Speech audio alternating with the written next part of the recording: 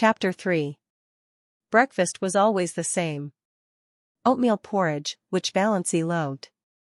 Toast and tea, and 1 teaspoonful of marmalade. Mrs. Frederick thought. 2 teaspoonfuls extravagant, but that did not matter to Valancy, who hated marmalade, too. The chilly, gloomy little dining room was chillier and gloomier than usual. The rain streamed down outside the window, departed Sterlings, in atrocious, gilt frames, whiter than the pictures, glowered down from the walls. And yet, Cousin Stickles wished Valancy many happy returns of the day. Degree sit up straight, Doss, plus or minus was all her mother said. Valancy sat up straight. She talked to her mother and Cousin Stickles of the things they always talked of. She never wondered what would happen if she tried to talk of something else. She knew. Therefore she never did it. Mrs. Frederick was offended with Providence for sending a rainy day when she wanted to go to a picnic, so she ate her breakfast in a sulky silence for which Valancy was rather grateful.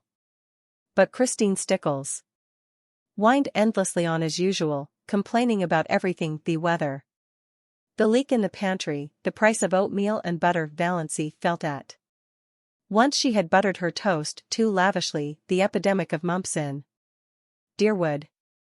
Degree Doss will be sure to catch them, plus or minus, she foreboded.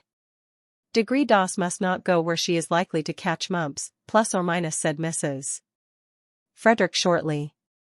Valancy had never had mumps, or whooping cough, or chickenpox, or measles, or anything. She should have had nothing but horrible colds every winter.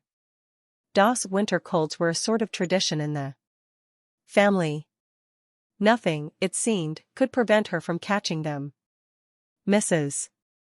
Frederick and Cousin Stickles did their heroic best. One winter they kept Valancy housed up from November to May, in the warm sitting room. She was not even allowed to go to church.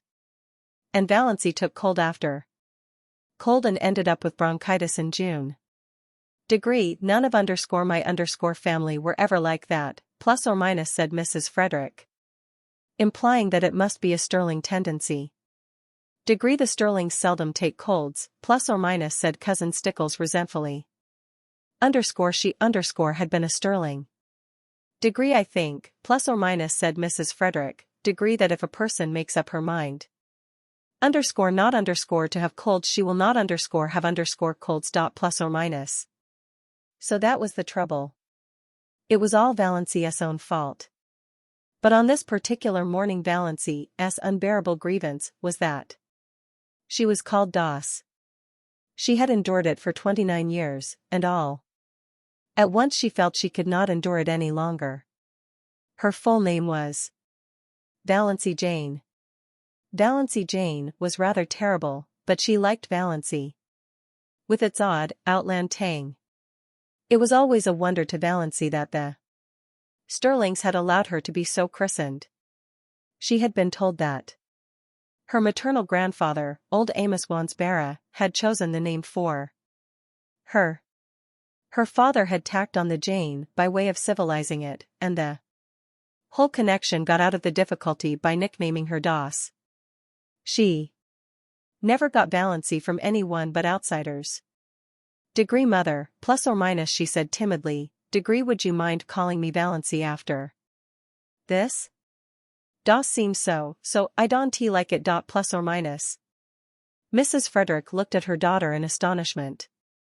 She wore glasses with enormously strong lenses that gave her eyes a peculiarly disagreeable appearance.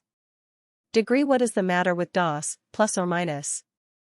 Degree, it seems so childish, plus or minus, faltered Valancy. Degree, oh, plus or minus. Mrs. Frederick had been a Wansbara, and the Wansbara smile was not an asset. Degree, I see. Well, it should suit you then. You are childish enough in all conscience, my dear child. Plus or minus. Degree, I am 29, plus or minus, said the dear child desperately. Degree, I would proclaim it from the housetops if I were you, dear, plus or minus said. Mrs. Frederick.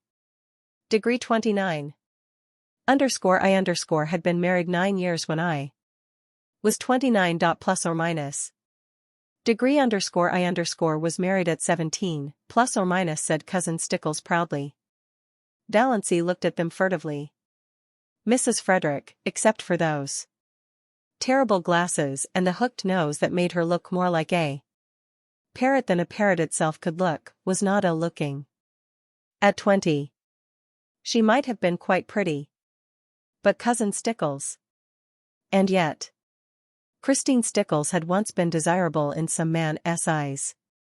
Valancy felt that Cousin Stickles, with her broad, flat, wrinkled face, a mole right on the end of her dumpy nose, bristling hairs on her chin, wrinkled yellow neck, pale, protruding eyes, and thin, puckered mouth, had yet this advantage over her, this right to look down on her. And even yet Cousin Stickles was necessary to Mrs. Frederick. Valancy wondered pitifully what it would be like to be wanted by some one, needed by someone. No one in the whole world needed her, or would miss anything from life if she dropped suddenly out of it. She was a disappointment to her mother. No one loved her. She had never so much as had a girl-friend. Degree I haven't tea even a gift for friendship, plus or minus, she had once admitted to herself pitifully. Degree DOS, you haven't tea eaten your crusts, plus or minus, said Mrs. Frederick rebukingly. It rained all the forenoon without cessation. Valancy pieced a quilt. Valancy hated piecing quilts. And there was no need of it. The house was full of quilts. There were 3 big chests, packed with quilts, in the attic. Mrs. Frederick had begun storing away quilts when Valancy was 17, and she kept on storing them, though it did not seem likely that Valancy would ever need them. But Valancy must be at work. And fancy work materials were too expensive. Idleness was a cardinal sin in the Sterling household. When Valancy had been a child, she had been made to write down every night, in a small, hated, black notebook, all the minutes she had spent in idleness that day. On Sundays, her mother made her tot them up and pray over them. On this particular forenoon of this day of destiny, Valancy spent only 10 minutes in idleness. At least, Mrs. Frederick and Cousin Stickles would have called it idleness. She went to her room to get a better thimble, and she opened _Thistle Harvest _guiltily at random. Degree the woods are so human, plus or minus, wrote John Foster, degree that to know them one must live with them. An occasional saunter through them, keeping to the well-trodden paths, will never admit us to their intimacy. If we wish to be friends, we must seek them out and win them by frequent, reverent visits at all hours, by morning, by noon, and by night, and at all seasons, in spring, in summer, in autumn, in winter. Otherwise we can never really know them, and any pretense we may make to the contrary will never impose on them. They have their own effective way of keeping aliens at a distance and shutting their hearts to mere casual sightseers. It is of no use to seek the woods from any motive except sheer love of them. They will find us out at once and hide all their sweet, old-world secrets from us. But if they know we come to them because we love them, they will be very kind to us and give us such treasures of beauty and delight as are not bought or sold in any marketplace. For the woods, when they give at all, give unstintedly, and hold nothing back from their true worshippers. We must go to them lovingly, humbly, patiently, watchfully, and we shall learn what poignant loveliness lurks in the wild places and silent intervals. Lying under starshine and sunset, what cadences of unearthly music are harped on aged pine boughs or crooned in copses of fir, what delicate savors exhale from mosses and ferns in sunny corners or on damp brooklands, what dreams and myths and legends of an older time haunt them. Then the immortal heart of the woods will beat against ours, and its subtle life will steal into our veins and make us its own forever. So that no matter where we go or how widely we wander, we shall yet be drawn back to the forest to find our most enduring kinship. Plus or minus. Degree DOS, plus or minus, called her mother from the hall below. Degree, what are you doing all by yourself in that room? Plus or minus. Delancey dropped _Thistle Harvest _ like a hot coal and fled downstairs to her patches, but she felt the strange exhilaration of spirit that always came momentarily to her when she dipped into one of John Foster's books. Delancey did not know much about woods except the haunted groves of oak and pine around her blue castle. But she had always secretly hankered after them, and a Foster book about woods was the next best thing to the woods themselves. At noon it stopped raining, but the sun did not come out until 3. Then Delancey timidly said she thought she would go uptown.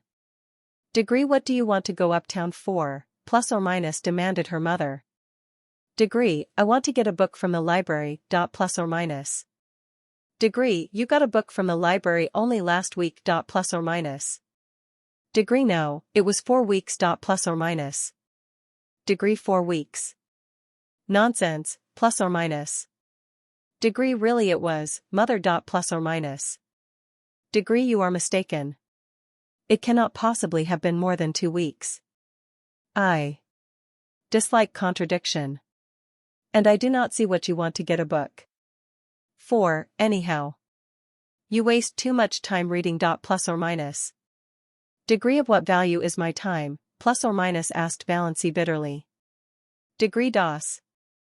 Don T, speak in that tone to _me _. Plus or minus.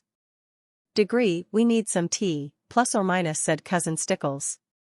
Degree, she might go and get that if she wants a walk. This damp weather is bad for colds. Plus or minus. They argued the matter for 10 minutes longer, and finally Mrs. Frederick agreed rather grudgingly that Delancey might go.